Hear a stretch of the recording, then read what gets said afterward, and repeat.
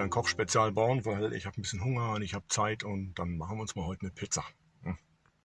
Diese Idee hatte ich, aus dem Film zu machen, nachdem ich bereits fast fertig bin mit dem Teig. Also der Teig ist relativ einfach. Man nimmt halt einfach ein bisschen Mehl, ganz normal Mehl. Dann habe ich ein wenig Hefe genommen, so Trockenhefe.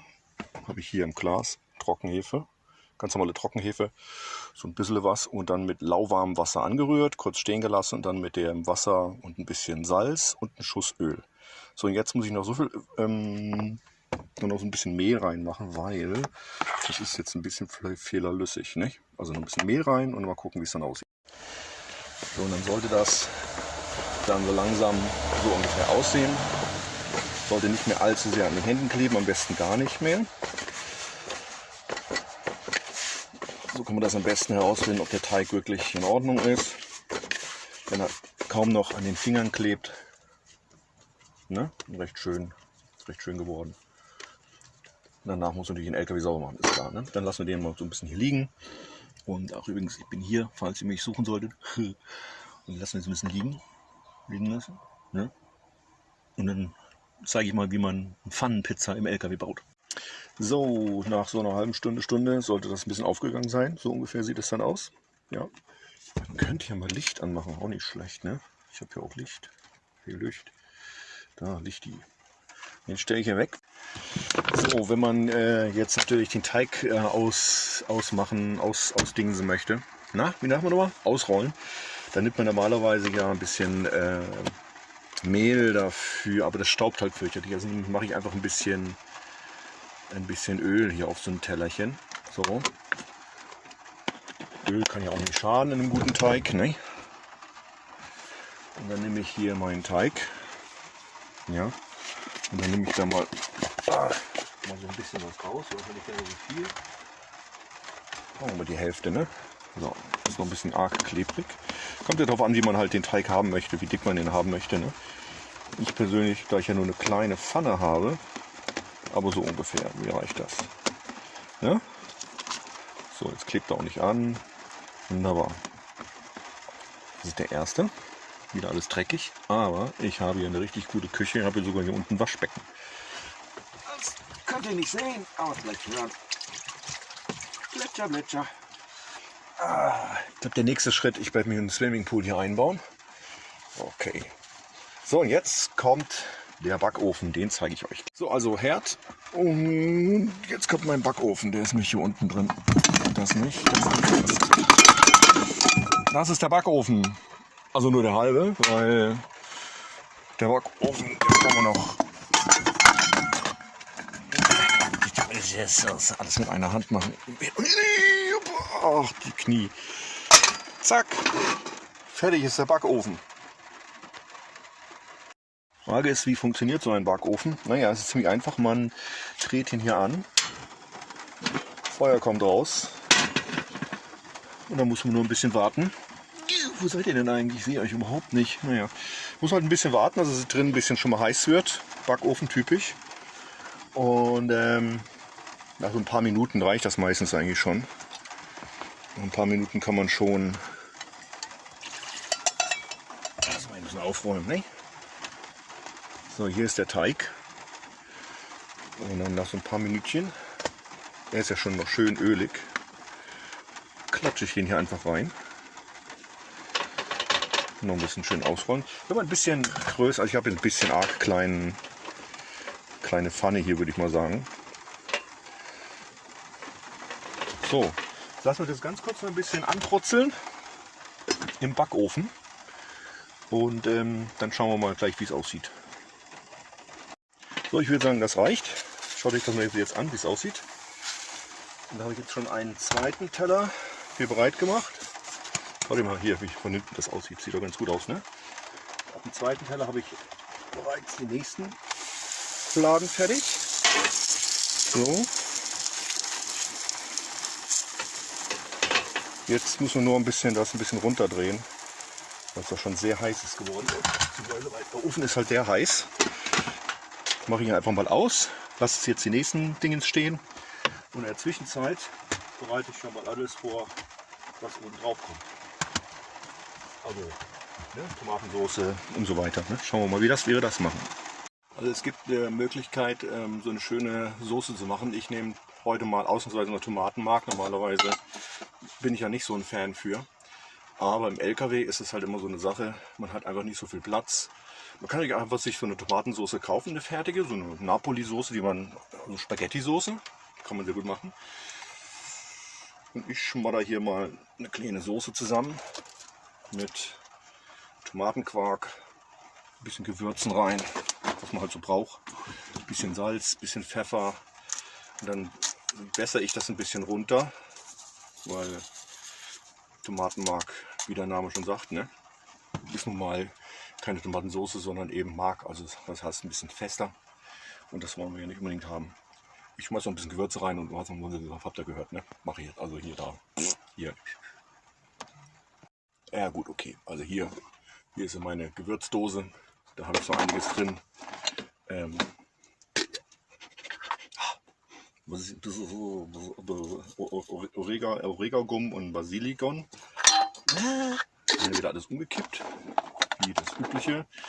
Was habe ich denn noch? Hier ist noch schön Basililum. Mache ich schon in die Soße rein. Ich das nachher nicht nochmal zu machen. Ja, ich weiß, das macht man nicht unbedingt so. Aber ich glaube, das müsste reichen eigentlich so. Ne? Wasser. Gutes, frisches Wasser. Ein klein bisschen dazu kippen. Das Schöne ist auch, dass dann der Basilikum und auch der Oregano. Hallo, Löffel. Hier war mal ein Löffel. Ich kann mich noch ganz gut erinnern dran. Ja, der ist jetzt weg, ne? So, dann eben nicht, ne? Lassen wir das eben. Wo ist denn der jetzt hin? Tamagitje. Oh. Wenn man lange genug sucht, findet man ihn auch, ne? So, das machen wir jetzt ganz schnell. So eine kleine Soße, Tomatensoße. Nichts Dolles. Wie gesagt, so eine Fertigsoße ist auch nicht schlecht. Ich mache sogar vielleicht ein bisschen Zucker ran, weil es doch ein bisschen arg tomatig ist. So ist die Tomatensoße. Schauen wir mal, wie unser zweiter geworden ist. Schauen wir mal. Teng. Ja, auch nicht schlecht, ne? Kann man auch so lassen. Kommt er wieder beiseite. Da ein bisschen flach drücken wieder. Dann ist er einfach nur ein bisschen angebrutzelt. Und jetzt kann ich in aller Ruhe da alles drauf machen, was ich machen will. Ich habe also, naja, ich zeige es euch. So, also, hier ist der Untertage-Kühlschrank. Schauen wir mal, ich habe ein bisschen was einkauft. Champignons, schon geschnitzelt, spart man sich Arbeit. Auch nicht ganz so unwichtig im LKW, dass man sich ein bisschen Arbeit spart. Dann habe ich echten Motzkäse. Ach, den esse ich lieber so. Nur den geriebenen Mozzarella-Käse. Und ich habe Salami-Lalaikum. Griechischer Joghurt passt nicht so gut dazu, den packen wir weg. Und ja, Krautsalat? Nee, passt nicht dazu. Aber das müsste reichen. Kannst ja nicht übertreiben, ne? Was ich aber auch noch ganz gerne reinmache, hängt ja eigentlich da oben und nicht hier unten, ist ein bisschen Zwiebeln. Die sind jetzt ein bisschen groß. Also ein paar Zwiebelscheiben schneiden. Und noch ein bisschen, weil ich bin ja auch alleine im LKW, da kann man ruhig ein bisschen Knoblauch knödeln. Ne? Also rein mit dem Zeug. Wie war das? Depressionsfrucht. Hatte eine sie genannt in der Nähe auf YouTube. So.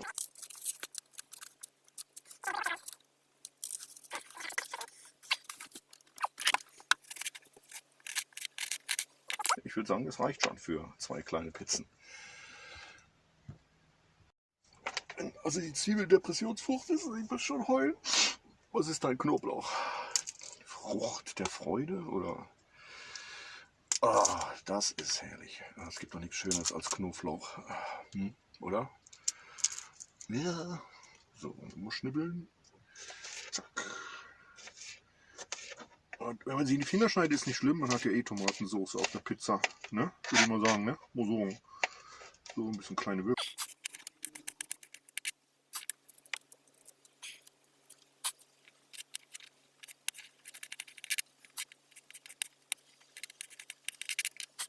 Es ist traurig. bin fertig mit Schnibbeln. Was ich jetzt noch mache, das ist, kann jeder halten wie ein Dachdecker oder wie der Decker des Daches. Ich zerdrücke, toll, jetzt fliegen sie durch die Gegend. Ich drücke die noch ein klein bisschen, damit ein bisschen Saft rauskommt. Weil Saft ist ja auch lecker irgendwie, ne? Und wenn man das ordentlich gemacht hat, aber richtig ordentlich, ne? Dann muss danach die Gabel so aussehen. Dann ist es, ne? Dann weiß man, ne? Genug gedrückt. Ich bin ein Zauberer. So, nun, denn, wo ist das ganze Zeug? Jetzt hauen wir uns da so ein Stück Fladenpizza rein, machen ein bisschen Soße drauf. Nicht zu viel, nicht zu wenig, lieber ein bisschen weniger. Ich mag nicht so viel Tomatensauce. Und nicht drauf klatschen, das spritzt. Peter. Das muss uns wieder alles sehr sauber machen. Ich habe noch eine zweite Pizza, also schon schön langsam. Dann haben wir die Depressionsfrucht. Wie viele Fachleute sagen. Ne? So ein bisschen was drauf. Wollen wir nicht übertreiben, ne? So, haben wir noch ein bisschen was für später. Und Knoblauch. Ordentlich Knoblauch, damit die Scheiben heute Nacht schön beschlagen. So, haben wir noch ein bisschen was übrig für die andere Pizza. Bist du loslassen. Dann nehmen wir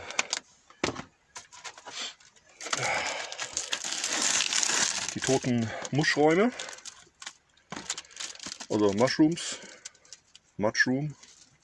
Kommt drauf an, wie viel Raum man hat. Mushroom oder nicht so Mushroom. Also ich esse die ganz gerne mal. So, drauf geklatscht, drauf gebämst. So, ich hätte jetzt beinahe schon die Wurst dazu gegeben, aber jetzt kommt der Käse oben drauf. Und wie es heißt so schön, zu wenig Käse. Das ist das Einzige, was passieren kann bei einer Pizza.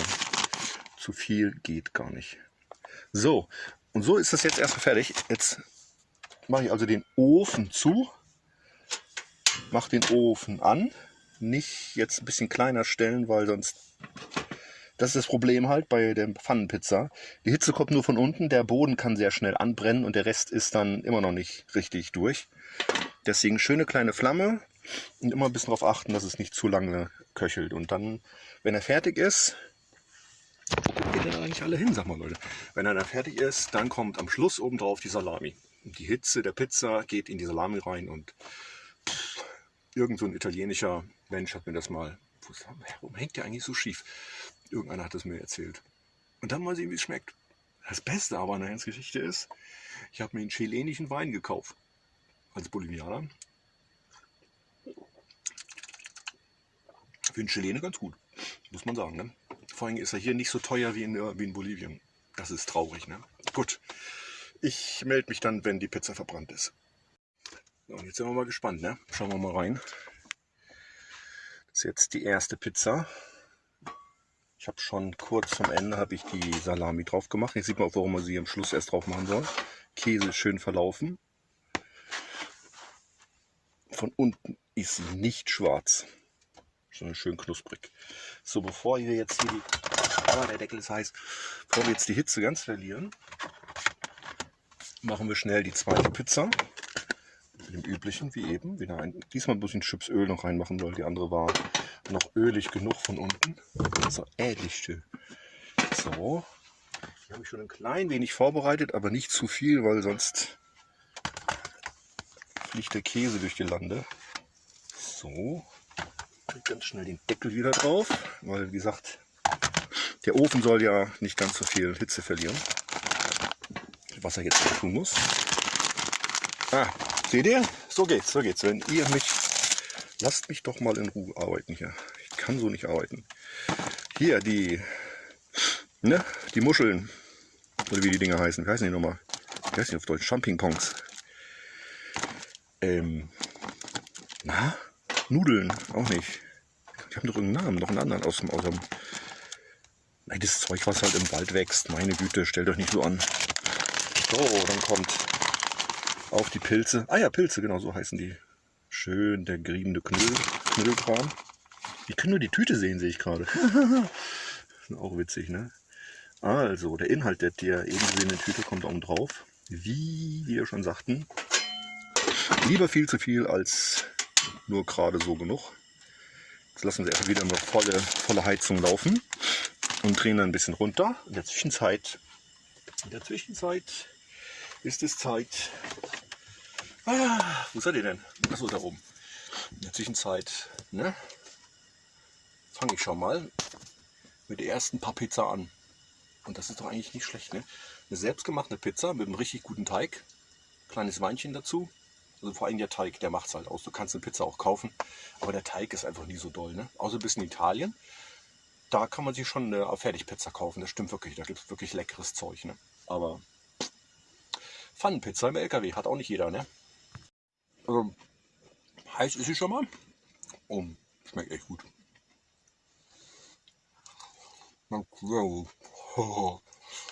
Ja, ich bin beschäftigt. Kann mich jetzt nicht um euch noch kümmern, ich muss jetzt essen. Tschüss.